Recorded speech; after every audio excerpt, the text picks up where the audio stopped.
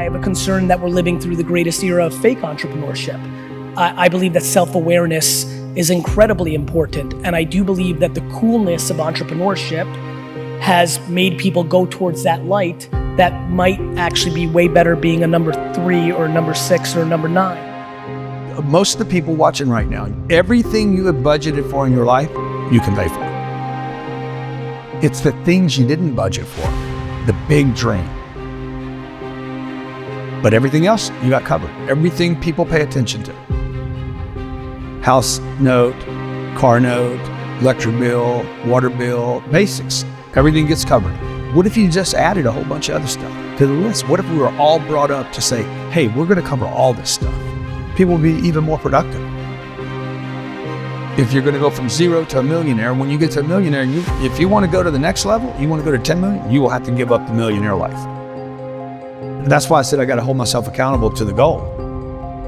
If you're spending your time on Netflix, if you're spending your time playing video games, if you're spending all of your time doing things that don't add any value financially to your life, well, if you compare that to somebody who's now working, who's now learning, who's investing in the education, you're gonna see 2 completely different outputs. When you've got this hustler's mentality, you're not looking for a handout. You just know you have to outwork everybody in the room. You gotta put the work in after hours. You're not wasting your time being entertained. You're not wasting your time watching TV all day. You're not wasting your time complaining about what you don't have. The hustler has already come to the conclusion that if they don't have something, they have to become. It's not connections that wins. It's not even education that wins.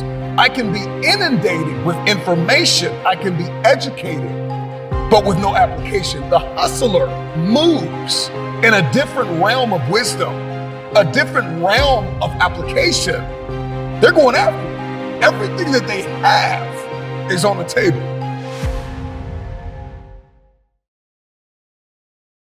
Entrepreneur, right? It's one of the most overused nonsense terms out there. I can teach anybody to become an entrepreneur in 2 minutes flat. All you got to do is go to fiverr.com, open an account, and offer to make videos or images for someone. Boom, you're self-employed, you're an entrepreneur. You can become anything you want to become, but you're gonna have to pay a heavy price to get there. So the question is, what is it that you wanna do? Most of you aren't gonna know the answer to that, so you're gonna go explore. Don't try to do what everybody else is doing. So if you do what everybody else is doing, it's gonna be a lot more challenging. You might have to sacrifice evenings. You might have to spend less time on Instagram or Netflix. You might have less weekend time. If you can dedicate yourself, odds are you're going to be successful. People that are successful, they can self-soothe, they can stay emotionally calm in the midst of a storm. When everybody else is panicking, they're only looking at solutions. The whole point is to switch you out of problem mode into solution mode. Negative emotions are trying to teach you something. They're trying to teach you the opposite. Something else is going on. The thing with excuses is sometimes they're very true. But it doesn't serve you. It doesn't serve your goal. So are you going to let it sit with you, or are you going to find a way around it? Are you working in a job where you can earn the money you need to live the life you want while being fulfilled and happy doing the work you do? I think that is the definition. You don't have to be an entrepreneur for that. Many of the people creating the biggest changes in the world are not entrepreneurs. Think about the engineers at NASA. Think about the people who are inventing new technologies. Think about the people who come up with new medicines that are changing lives. Many of these people are working for companies, but they are paid well, they love their jobs, they're making a contribution to humanity, and it is enough if you're that.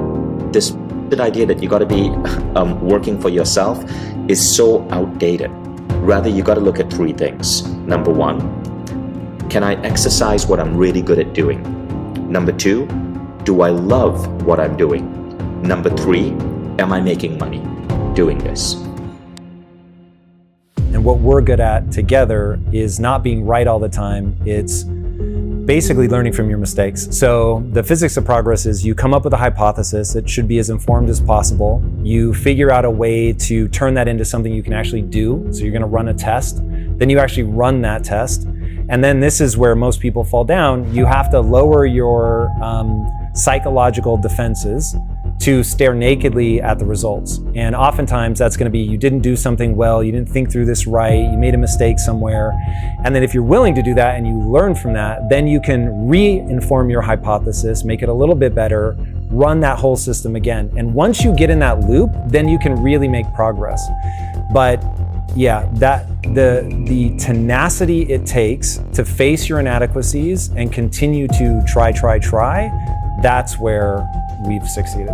So when Instagram was just getting off the ground, right, in like 2010, you could go and start an Instagram channel on makeup, and maybe you might end up like Huda Beauty, which has like 49 million fans today. But they were one of the early ones. You got to get in early. I think TikTok is still early. So I think there's an opportunity in TikTok.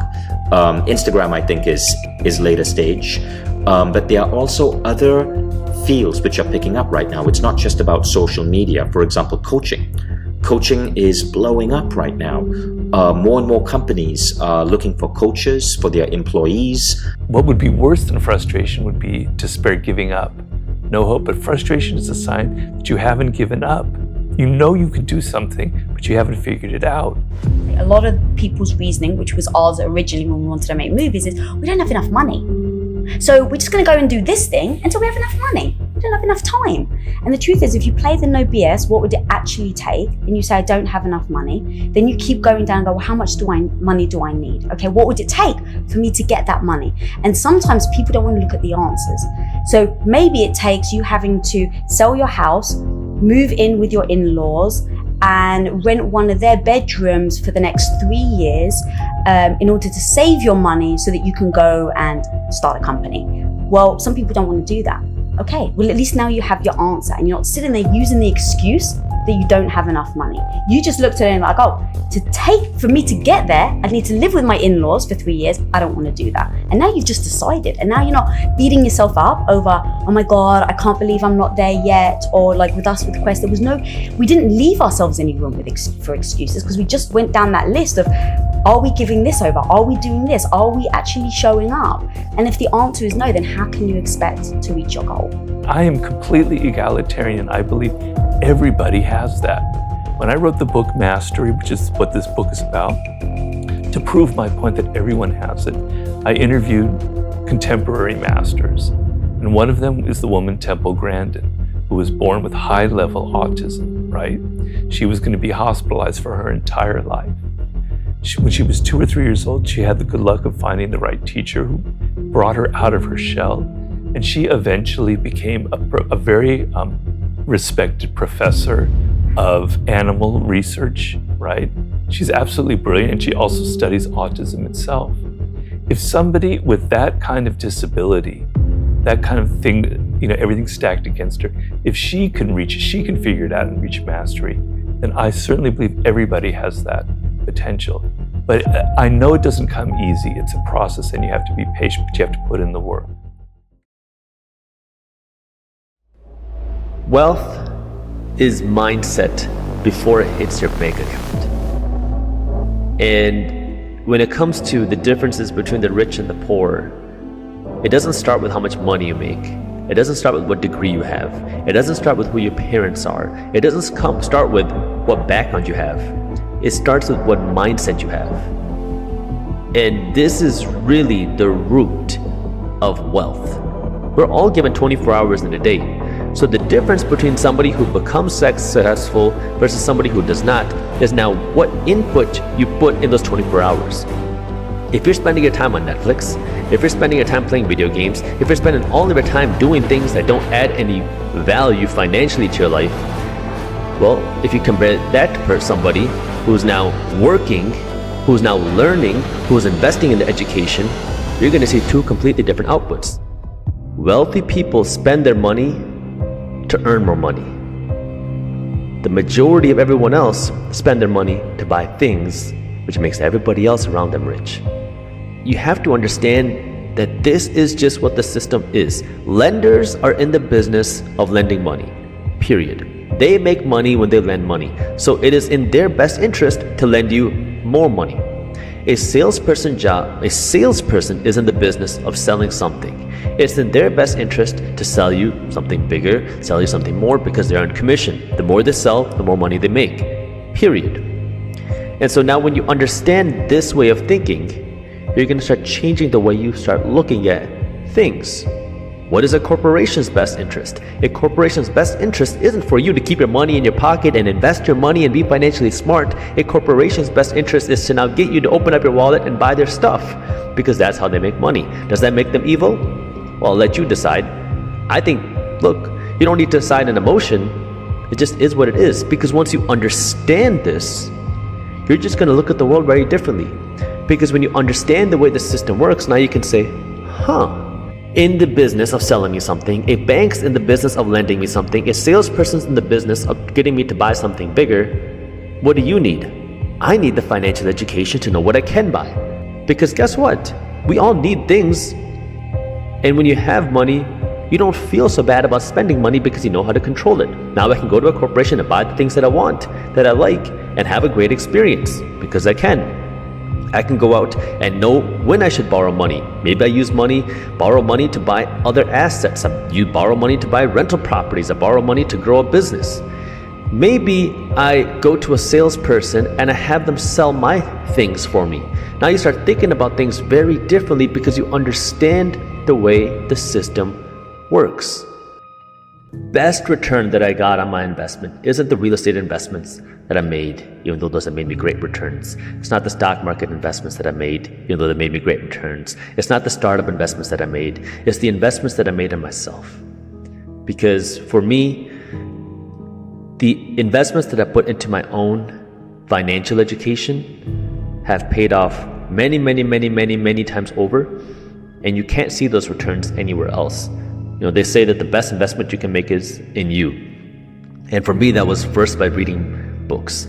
When I started my financial education journey, YouTube didn't have this level of financial education out there, or just general business education or whatever. So I started by reading books. Now, you don't even have to pay the price to get a book. Just go watch as many YouTube videos as possible about financial education, starting a business, about increasing your income, about investing, anything related to financial education. Go start watching YouTube videos. You don't have to watch my channel. If you don't like it, watch whoever you want. I'd rather see you successful than anything else. So go watch as many videos as you can. You have a ton of videos as well. Once you start watching videos and you absorb yourself into this, now you might want something a little bit deeper, something a little bit more comprehensive. And this is where then start reading books. I would recommend that you go out and start by reading 25 books in financial education and read them. Find the top 5 books in money management and investing, the top 5 books in starting a business, the top 5 books in scaling a business, the top 5 books in managing a business, and the top 5 books of entrepreneur biographies. And it doesn't matter which ones you pick, find the ones with the highest ratings, the highest reviews, and just read them. This is going to cost you less than $500. But when you do that, you're going to be able to get an MBA level education without paying the price of an MBA. And you're going to look at the world, your money, and the way you use your money completely differently once you finish these books. Now, once you do that, you can decide, what do you want to do? Do you want to go down the entrepreneurial journey, take the risk and do that? Or do you want to do it through your job? I'm a high school dropout. I did not get this when I got my PhD. God didn't go. He finally got his PhD. Give him the voice. He finally got it. He's ready now. He got his GED. Give him the voice. God gave me the voice when I was a clown, when I was acting a fool. You got your gift from birth, and the reason why you're struggling is because God gave you something and you're doing the opposite of what he gave you. I don't think you get the same returns by overwhelmingly working on your weaknesses as you do on tripling down on your strengths. I don't know what else to say. Like, it's so clear to me. I think so much of what I talk about is predicated on not only my successes, but watching my family members, watching that whole ecosystem of startup founders, just watching. I watch a lot. I read a lot of like people's behavior more so than, books or things of that nature. And so Yeah, I mean, I believe that the entrepreneurs that have gone on to quadruple down on their strengths and then hire around their weaknesses have had much better success than the ones that dwell on their shortcomings because somebody they look up to was good at it and said it was important, and they waste their time on something they'll never be. I like micro failure.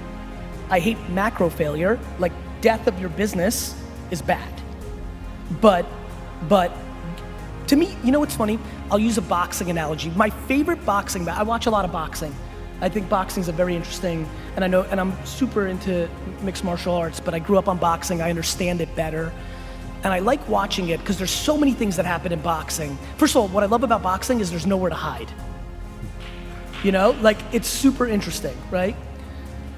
There's nowhere to hide. Number two, there's a scenario in boxing that I love the most. For some reason, there's nothing more interesting to me than watching somebody get knocked down in the first round and then go on to win the fight easily.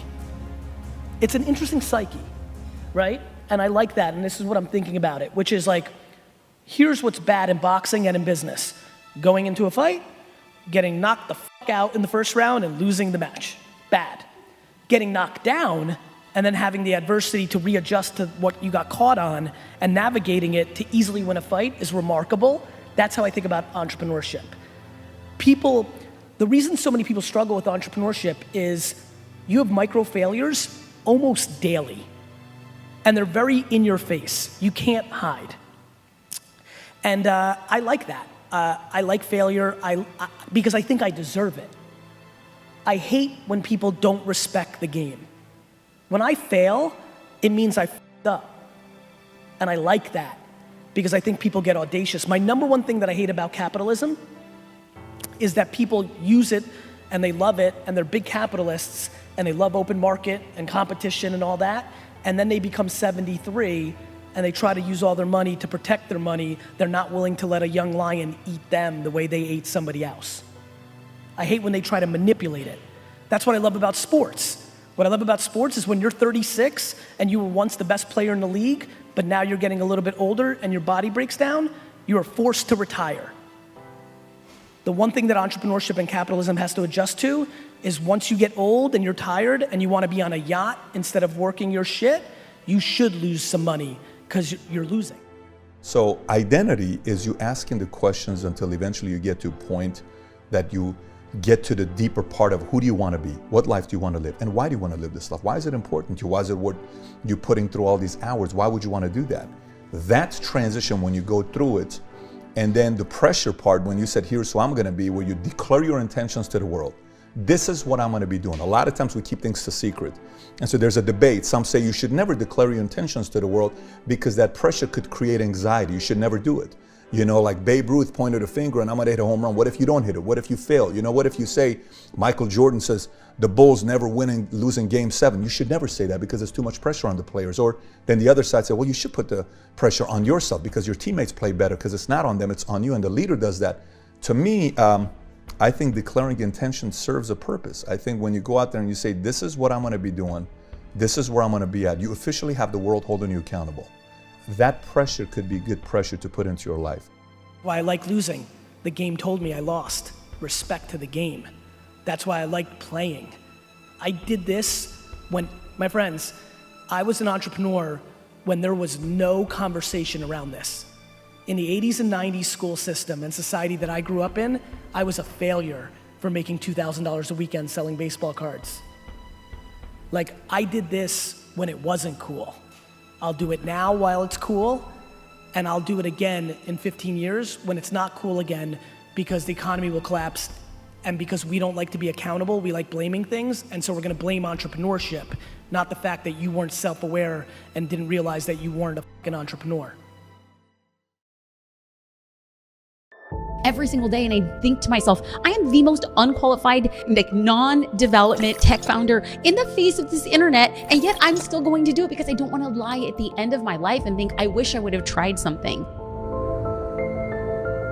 I had no business starting a business, and yet I started one, and I have found ways to create and make and sustain multiple 7-figure revenue streams. And while that may or may not be the case for everybody else, I strongly believe that every single business owner, once armed with what they know how to do, and once armed with the marketing, and once armed with the discipline, and once armed with the consistency, that they too can build a 6-figure revenue stream. I believe that with every fiber in my bones. Can you deliver on the promise that you are making? Can you sustain those customer relationships? Because if then, I believe hands down, you can create a 6-figure revenue stream. And in America, if you are creating a 6-figure revenue stream, you are in the 1% of the 1%. And I think to myself, as a person who received government issued food and substances, I went to college on the back of government aid. I was the recipient of people's benevolence and taxpayers' money for me to go back and give back to a community. I think to myself that my business has become a passport for me to move entire legacies, industries, timelines, predisposed ideas of who I should be based on my gender, color of skin, or how I was raised. And I'm like, I became the thing that broke the system and the statistic, but I don't think I'm special. I believe everybody can do this. And so on the days that it becomes very hard, I think to myself, you have the passport. Are you going to keep it for yourself, or you can help other people get out too? On the days that are the darkest, I always think to myself, can you help one person get a passport today? And that's the thing that continues to keep me pushing forward.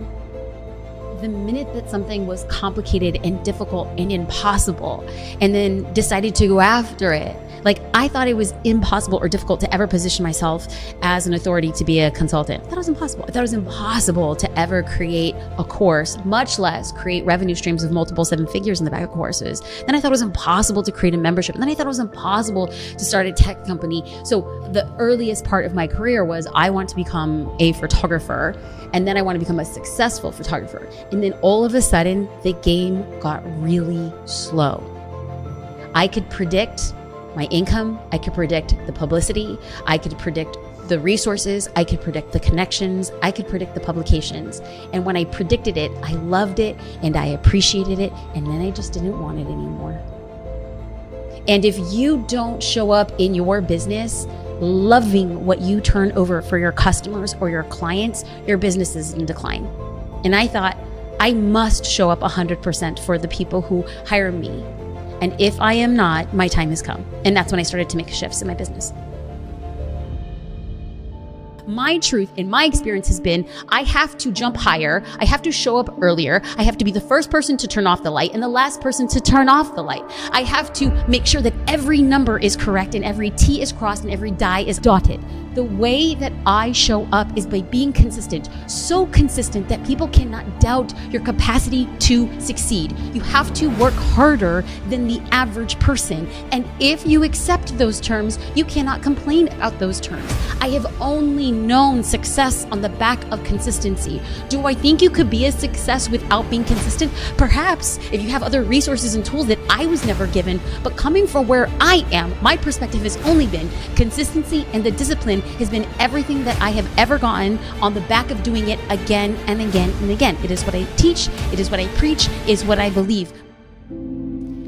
I'm going to give the advice that I heard my 3rd year of business. I was sitting with a group of other photographers who were farther in their career, and I had always found a way, even though I couldn't afford to get educated specifically in the photography realm because there was like very high ticket experiences, I would find a way to leverage what I thought I was good at in exchange. And so I found a photographer in my area. I was living in Los Angeles at the time, and I said, hey, would I be able to go to your event and write a few blog posts about your event? And in addition to, if you let me come, could I also write your bio, like for your website? Because I gave like a little preview. I was like, his bio was just like, great photographer, love my camera. And I kind of wrote just like the first paragraph of what could be his bio based on things that I had read about him on the internet. And he was just like, yes. So I got into this room, and what he said, I felt like it just pierced my heart. And this is the thing that I will tell everybody again and again.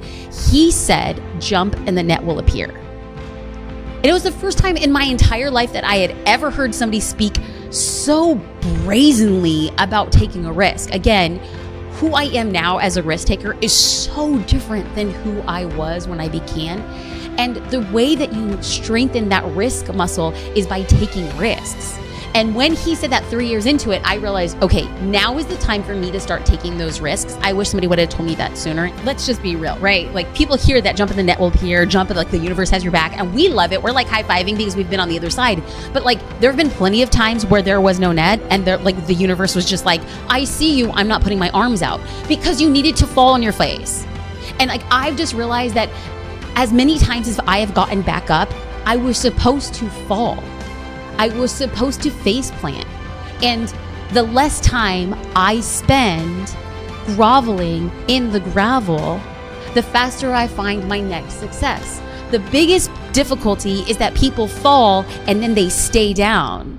The greatest entrepreneurs are the people who understand that falling is part of the process. So if we just said, I'm going to fall now and I'm going to fall probably another 175 times before the end of my career, if I look around and say, this is normal and every entrepreneur faces this, then yeah, it sucks. And yeah, I took the jump and yeah, I didn't end up where I wanted to, but do I have the courage and wherewithal to get up again? And if the answer is yes, you're going to be in business. And the answer is no, you're going to go back to your cubicle and live a very predictable life that is not as fulfilling as you once hoped.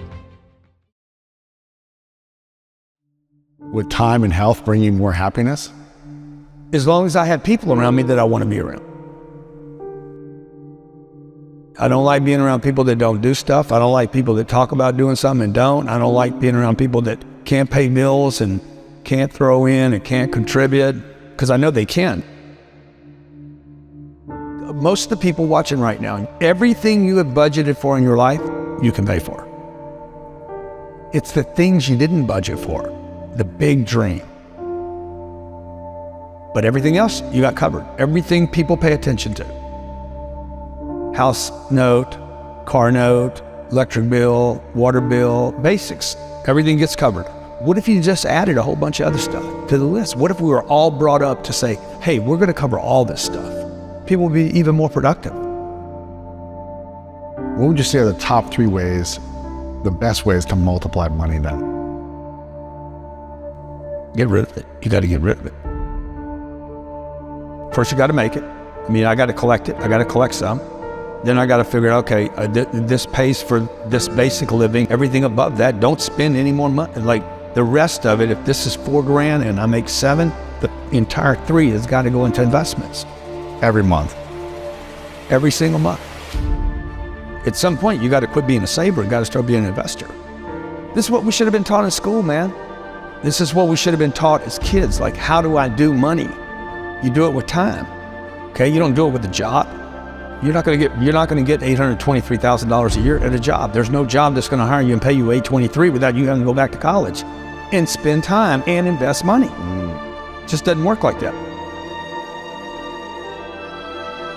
What do you think people in the middle class are doing that they should shift in their mindset in order to start getting out of that? Well, you don't borrow money to go to college. Why would you trade 5 or 6 or 7 years of the income? Time is money. So I wouldn't go to college. I would never buy a home. I would never put debt on a home. If I bought a home, I wouldn't put debt on it. And these are nevers for me on the come up. On the come up, yeah. On the come up. Once you have the cash. Dude, once if you're wealthy and you want to go buy homes and buy yachts and stuff, we'll do whatever you want to do. But on the come up, you would never spend your income. You would never spend primary income on improving the quality of your life. You would only invest. And that's what I'm trying to teach my kids. Like Sabrina's, I let her pay all the bills. I've been doing this since she was probably 6. You pay the bill. We don't give them an allowance. I don't think any kid should be given an allowance. Interesting. Why not? If they want money, they become an employee of the company. They work for the company. We give them a series of things to do. We pay them once a year. Okay, we give them a big check at the beginning of the year. That money goes into Cardone Capital. Wow. And they live off the distributions. Come on. Sometimes they'll get a bonus for doing extra stuff. But they don't get the money. They never get the money. It's invested and they get that the money distribution. is invested, they get the distributions. They will create wealth over the next 10 years. But it'll be their own wealth. It's not something I gave them.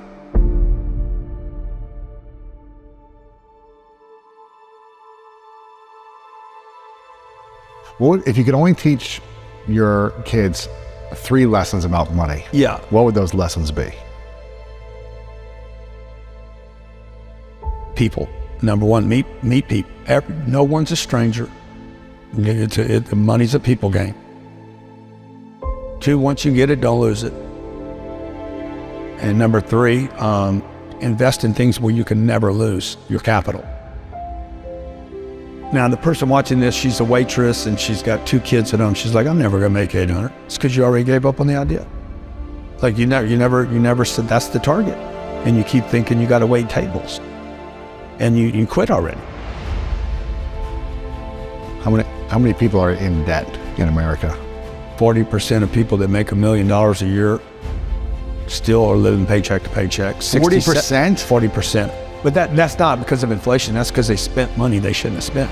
They thought they were entitled to because they're millionaires. They live above their means. They live above their investments, not their means. How can we shift the relationship to money that we have so we can have a better experience emotionally and spiritually about money? Anything you're hiding, you're going to have problems with. The secret keeps you sick. So much of what I've always felt as an entrepreneur was a vulnerability of a school system is not the cliche stuff that you might see in my content, but just by nature, all of us spending the majority of our youth in a system that grades us every 90 days, and we pander to a subjective reality within that, really sets us up to eliminate our creativity and our curiosity, makes us subconsciously conform to the short term, and inherently makes us lack patience. The other thing I'm spending a lot of time on is how much we struggle with our relationship in time and with time. We get sold so many things like life is short, which, I think all of us at this point know, depending on the context that you look at a statement or a situation, it changes the altercation. But so many of the rules in society of when you're supposed to have your life figured out, get married, accomplish, is predicated on a world where people live to 45 years old. It's just the reality of it. So much of what we're affected by is how our grandparents were affected by their parents and grandparents, and those were dying at 40. Of course you should have your life figured out at 30 when you're dead at 47. But we haven't adjusted. 1880 may seem a long time ago, but it's stunningly not. And when life expectancy is in the late 30s and early 40s, and now we're 75, 85, 90, 95, I just think that there's so much confusion in the system. And I just think that we need to have different conversations. Let me give you an example. A different conversation that we need in the business world, that's where I'll keep it, but it's clearly a societal statement, is I'm genuinely struggling why anybody should not be kind. I've watched in the business world for the last 20 years, people justify being cruel to the people that they're a manager of or their admins because they're stressed. I'm sorry I scolded you, you don't get it, the client had me in a bad day. We have completely accepted bad behavior off of, I'm really passionate about this. If you're a leader by nature, your job is to stop pressure at your level, not deploy more of it underneath you. I think that we need to just do better. And I think that I'm passionate at this point in my life to really start talking about the nuances that are very clear to me, that sustainable things are grounded in very good virtues, and that we have to start recognizing that soft skills will continue to dominate and gain momentum because hard skills are starting to be commoditized. The most insecure place I've ever been in was the fear of confrontation, which blows people's mind because on stage and public persona, candor is my strength. But in real life, I hated candor because my father was very aggressive with candor, but very negative. And I wasn't able to separate the vehicle he was deploying the candor in from the value of candor. So for 25 years of my career, I was anxious every time I decided somebody had to get fired. It completely put me into spirals. I would avoid it. It was always sloppy. To a T, every person that's ever been close to me in business that works for me or worked for me that doesn't love me is based on one thing, my inability to be candorous. And it's been a very big shift for me in the last 3-4 years. The new book is called 12 and a half. It's about 13 attributes, but I call it 12 and a half because I'm only halfway through my journey on kind candor. And I needed to create the word kind in front of candor to even begin to deploy candor. And it has led to an incredible amount of unhappiness in my life and career was my inability to be candorous, which is wild because my content is incredibly candorous because I'm not talking to anybody. I'm talking to everybody. But when it's Steve or Sally or Johnny or Nicole or Karen, it was very hard for me. And so now I do it. The hustler does not waste time. Somebody with talent, somebody with connection, somebody with some education and some experience, oftentimes they waste time. They feel like they can afford to. They feel like they have permission to, right? They feel like they've got it figured out. The hustler says, I don't have a second to waste. And so while you're sleeping, while you're being entertained, I'm beating on my craft. The hustler says, I'm beating on my craft. The hustler says, I'm going after it. The hustler says, I can't afford to miss this moment. I can't afford to overlook this critical time, this crucial opportunity. I'm gonna give it everything I have, period. When you've got this hustler's mentality, you're not looking for a handout. You just know you have to outwork everybody in the room. You gotta put the work in after hours. You're not wasting your time being entertained. You're not wasting your time watching TV all day. You're not wasting your time complaining about what you don't have. The hustler has already come to the conclusion that if they don't have something, they have to become. It's not connections that wins. It's not even education that wins. I can be inundated with information. I can be educated, but with no application. The hustler moves in a different realm of wisdom, a different realm of application. They're going after it. Everything that they have is on the table.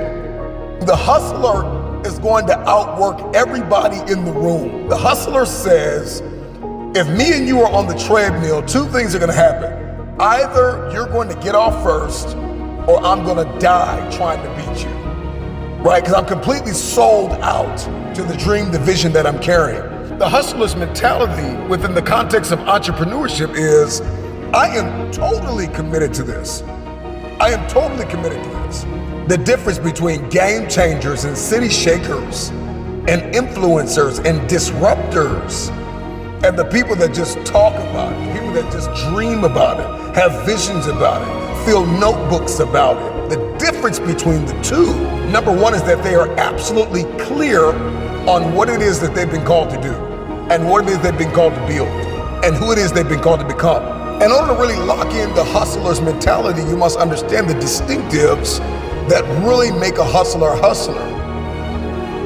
Number two, a hustler is committed and consistent. And so this is not a Monday through Friday thing, it's a Monday through Monday thing. Every single day, I'm beating on my craft. Every single day, I'm looking to become more than I was yesterday. I am not in competition with anybody. The hustler says the only person I am competing with is who I used to be yesterday. You may not have been born with natural talent, but you can put work in and build a skill set. You can beat on your craft every single day. Put the hours in. No days off mentality. As long as you're building, I'm gonna put the hours in, I'm gonna put the time in. There are life-changing opportunities that are going to arise in your life. Critical moments, crucial times that are gonna arise. And the first thing on a hustler's radar is not the opportunity, it's the mindset. Because if I get the opportunity with the wrong mindset, I won't maintain the opportunity. I'll lose it. And the hustler understands the power of retention, okay? So the hustler eliminates distractions. Your talent, your good looks, your connections, your education, your experience is just not going to get you. The hustler is just programmed to get things other people can't have. Every single day, somebody's doing something you're not willing to do to secure the future. And so when you go into the day with that mindset, that list will shrink. The list of people that are outworking you, it'll shrink. So you got to dedicate to creative time. You need an army to fulfill destiny. So you got to be connected. You got to grow your network. And all that you do, and your failures and your successes, learn from them. Note takers are the money makers. Hustlers take notes. It's difficult to manifest what is not written down. Put me in a room with 100 people. I'm gonna take more notes than them. I'm gonna listen better. I'm gonna have more fun. I'm gonna learn more. I'm gonna talk less. And so the movement that we see across the earth, from the high achievers, the successful entrepreneurs, those who are launching businesses and organizations, it all starts with their mindset, their mentality. There's a difference between a fixed mindset and a growth mindset. The psychology of a champion is just different. Hustlers are just wired differently. And that's the difference between really a fixed mindset and a growth mindset. The hustler's mentality is, how can this challenge be my opportunity? And what can I learn?